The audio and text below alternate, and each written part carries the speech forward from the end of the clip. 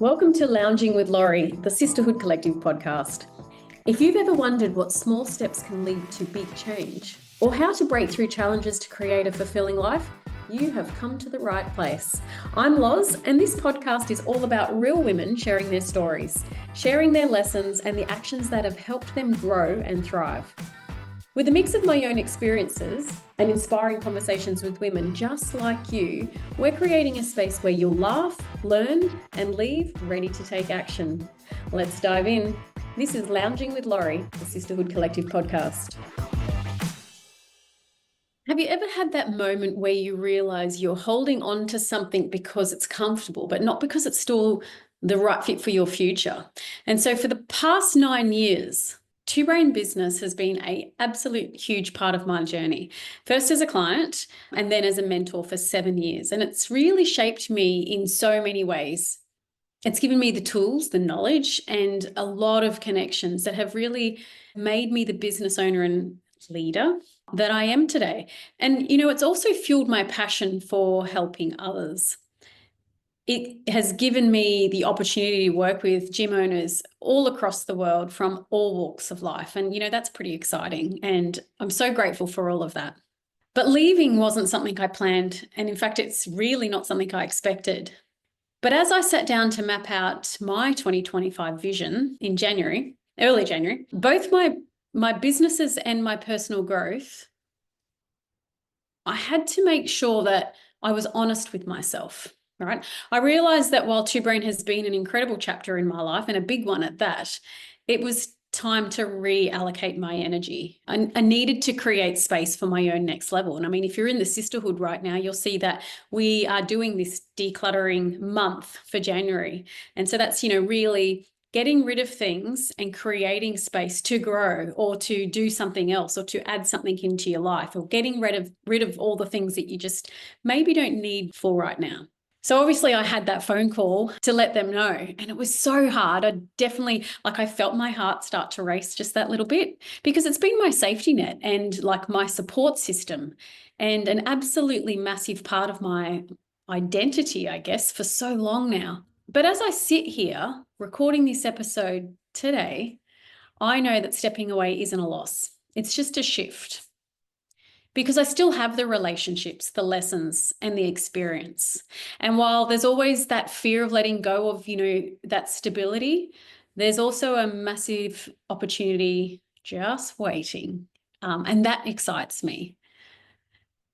So today we're talking about those moments, I guess, when you know that it's time to move on. And you do, this, if you're like me previously, I generally wait a couple of years too long to move on. And whether that's a job, a relationship, or a commitment that you've outgrown, how do you trust yourself enough to take this leap? So I wanted to talk a little bit about that today, because I've hit this space a few times in my life, as we all do, by the way, and as you would expect.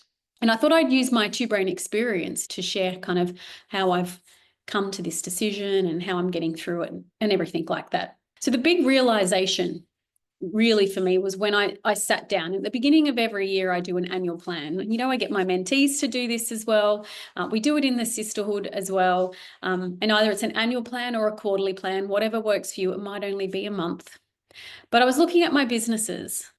I was looking at my goals for this year, for this first quarter, and also for 3 years' time. And I was also looking at the time that I had and what I was allocating to what. Realizing my time is my most valuable asset. I've said that quite a few times, because it is. I needed to reallocate it. So acknowledging that I had outgrown this role, even though I love it, still do. Yeah, there's a mixed set of emotions there, from, excitement, a bit of fear, hence the sweaty palms, heart racing. There's uncertainty, of course. But it's also a relief as well. And there's all these different emotions that I'm going through at the moment. But at the end of the day, I do trust my gut. So I'm excited as to where it's going to take me and what's next. And I actually want to be the creator of what's next. I realized I was holding on to something that had become my safety blanket, I guess. I did that in the army as well, a long time ago. But, when you think about it, there's financial security versus time freedom. So this isn't a loss. It's just a shift into the next level of growth for me personally. Why people resist change, though, even when they need it. I've talked to so many mentees over the years, or even friends and people and colleagues. So this is a question that comes up quite a lot. But the reason generally is the fear of the unknown, or the fear of losing a network or stability, or, maybe it's your identity because that's what you're identifying with. But the illusion of security and staying because it's comfortable, not because it's right, that's something we need to shift or change. A couple of areas this could apply to you that I've certainly seen, more recently is staying in a job you've outgrown, holding on to a relationship that just no longer aligns, whether that's romantic or even, a friendship of sorts. Also sticking with an idea that was only meant to be maybe a stepping stone, and that's probably a real hard one. But let me tell you how I'm approaching the next phase for me. I'm viewing this as an opportunity. It's not a setback. I'm making space for growth, new opportunities, and a deeper alignment with my own goals.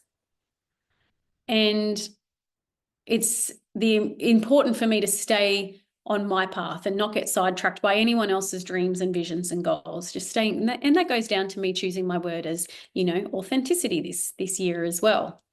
So making space. I want to grow one of my other companies, Functional Fitness, with my business partners there. We have a lot of opportunities being presented this year and we want to diversify. And that means, you need to do business development. You need to do some more networking. And I want to grow those areas. I love that space. The health and wellness industry is obviously a passion of mine. And then obviously for the sisterhood as well, Lauren and I want to grow that. And, I've moved overseas now and I want to step into unknown territory. I want to see what else is out there. I want to go big. I want to see who else I can touch. So I need time for all that. And it just excites me. It really is where my passion lies. So if I need to take, or lose money in the meantime to get me to a different space in life, then, I'm okay with that. I've done it before. But then, like I said, there's opportunities that could bring you more abundance in any way, of your life that you wish to put that into. So how to handle a transition like this for me has been accepting fear, because fear is just excitement, right? It's just a different version of it. But I don't let it drive me. I just acknowledge that it's there and get excited about what could be. And that's all good too, just thinking, hey, what could be? But again, for B to happen, I've got to take action and I need time for that. So I'm shifting my focus to what I'm gaining out of this experience, not just what I'm leaving behind. And at the end of the day, I trust myself. I trust my past decisions because they have led me to where I am right now. So imagine this conversation in a few months, weeks, years' time. Like, I wonder what that's going to be like. I have to jump back into this episode and suss that out. So if anyone else is kind of thinking in this space here that maybe there's something in your life right now that you can identify that you're holding on to out of comfort, not out of your own growth, ask yourself a few questions like, is this something I still need, or is it something I've outgrown? And what would I do if I trusted myself more? Rather than relying on other people to make those decisions for you, it's you that needs to do it. And generally sitting down like we do the Wheel of Life, the Sisterhood Collective Wheel of Life, which is, doing an assessment on all areas of your life. And when I ask these thought-provoking questions, it sometimes touches on areas of your life you've not thought of. And so this can kind of highlight to you something that you may have outgrown, or something that you've moved away from, a path or a dream or a goal that you've moved away from because, you've followed someone else or, done what you either thought was right or what was expected of you. So it's just really taking one small step towards moving forward. Have the conversation, write the resignation letter, even if you don't send it, but explore other opportunities. Walk with others that are walking the pathway in which you want to travel. It is so important. You know, you've heard that saying, you're the sum of the 5 people you spend the most time with. That, you know, comes down to your wealth, your knowledge, your personal growth, your happiness, I think as well, really, really important. So have a think about that. Who are the 5 people that you do spend the most time with? Write their names down and think, where are they going? What am I getting from this relationship? And sometimes it's, you know, just a standard friendship, or they just bring the fun to the party and it's super cool. And that's good as well. But just write those people down and maybe just evaluate it, and don't get rid of them. They're probably amazing people, but are they helping you get to where you need to go or want to go? And if maybe you're missing an element there, you need to go out and find it, like I have to as well. I'm in a new country. I need to find people that are going to take me to the next level. And I'm definitely on the hunt right now for new friends and for new inspiration and all those good things. And I'm excited about that as well. I think sometimes the biggest growth comes from just letting go. And if you feel stuck, maybe it's time to make space for what's next. So this is me stepping into the unknown, and I'm inviting you to do the same. And thanks for listening. Thank you for joining us on the Sisterhood Collective podcast. Remember to hit that subscribe button so you don't miss out on any upcoming episodes.